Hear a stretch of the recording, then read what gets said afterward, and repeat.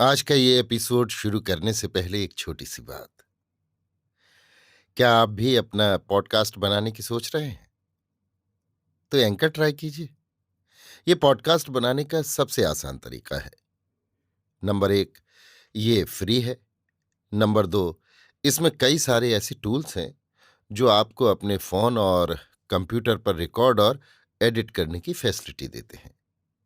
Number तीन, आप अपने पॉडकास्ट को डिस्ट्रीब्यूट भी कर सकते हैं, जिससे इसे स्पॉटिफाई और दूसरे प्लेटफॉर्म पर सुना जा सके। तो डाउनलोड कीजिए फ्री एंकर ऐप या विजिट कीजिए anchor.fm पर अपना पॉडकास्ट स्टार्ट करने के लिए। ये तो थी एक छोटी सी जानकारी, और अब शुरू करते हैं एपिसोड का सिलसिला। तो आज के एपिसोड में लीजिए सुनिए आचार्य चतुर्सेन शास्त्री के लिखे उपन्यास वयम रक्षा माह का भाग 117, जनरव, मेरी यानी समीर गोस्वामी की आवाज में। कनकलंका में आनंदोत्सव होने लगे। दुदुम्भियां गड़गड़ाने लगीं। वीरवाहिनियां सज सज कर चतुष्पदों पर एकत्र होने लगीं। घर घर बाजे बजने लगे। नर्तकियां नाचने लगीं। गंधर्वियां गान करती चतुष्पदों को पादाघात से मुखरित करने लगीं। आज का प्रभात लंका में आशा और आनंद के प्रवाह को लेकर आया था। नागरिक परस्पर प्रसन्न मुद्रा में बातें कर रहे थे। गृहस्थों ने अपने गृह द्वार फूलों से सजा दिए। खिड़कियों में मंगल दीप रख दिए। गृहाग्र में रंग बिरंगी ध्वजाएं फहराने लगीं। अपने सौरभ से पुरी को आपूर्यमाण कर मलय मारुत पुष्प गंध आमोद में व्याप्त हो गया। रात भर लंका ने जागरण किया, यज्ञ अनुष्ठान किए, वेद ध्वनि की। वीरेंद्र कल राम को मारेगा, लक्ष्मण का भी वध करेगा। राक्षस दल वानर कटक को मार मार कर समुद्र के अतल जल में डुबो देगा। लंका के नागरिक आशा के झकोरों में झूम रहे थे। राजप्रासाद के प्रांगण में सैन्य सज्जित हो रही थी।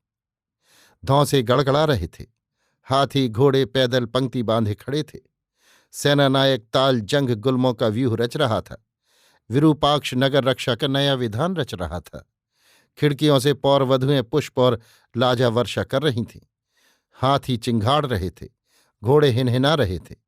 मंदिरों में वेदगान हो रहा था। तोरण पर प्रभात राग अलाप ले रहा था। पुरजन इधर उधर आते जाते बातें कर रहे थे। एक ने कहा, जल्दी कर मित्र, प्राचीर पर चढ़ा जाए, जिससे आज का युद्ध देखने को मिल जाए, फिर स्थान नहीं मिलेगा। दूसरे ने कहा, अरे अभी ठहर, अरिंदम इंद्रजित अभी भगवान वैश्वानर की उपासना कर रहा है। वो अभी आकर संपूर्ण राक्षस व्यूह का निरीक्षण करेगा। देखता नहीं तालजंग महानायक कैसी तत्परता से व्यूह रचना कर रहा है। तीसरे ने कहा, आज भिक्षुक राम का निस्तार नहीं है। कुलदोही महाराज विभीषण भी आज अपने कर्म फल भोगेंगे। चौथे ने कहा, अरे वो मायावी राम तो मर मर कर भी जी उठता है। देवगण उसके पक्ष में है। तो क्या हुआ? देवराज इंद्र के वज्र को व्यर्थ करने वाले अरिंदम रक्ष राजपुत्र आज काल पुरुष की भांति सब देवताओं के प्रयत्न व्यर्थ करेंगे। चलो प्राचीर पर चढ़कर देखें।